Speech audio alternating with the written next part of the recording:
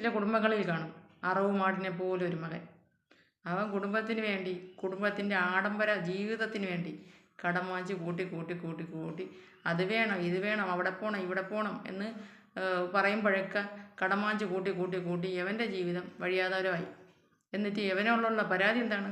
അവൻ കൊടുക്കുന്നില്ല, വിളിക്കുന്നില്ല, മിണ്ടുന്നില്ല, തരുന്നില്ല. ഇതൊക്കെയാണ് ഇവനുള്ള പരാതി.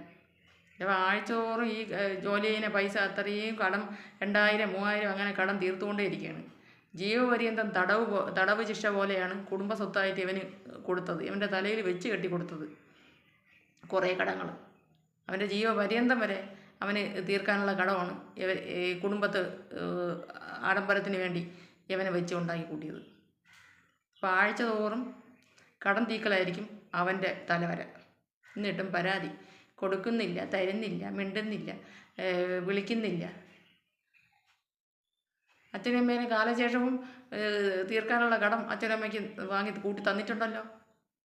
ഇനിയെങ്കിലും ഇങ്ങനെ ഒരു കുടുംബസ്വത്ത് ഒരു മക്കൾക്കും ആരും കൊടുക്കരുത്. ദൈവത്തെ ഓർത്ത് വന്നു കയറിയ പെണ്ണിൻ്റെ ഗതിയാണ് അധോഗതിയാവുന്നത്.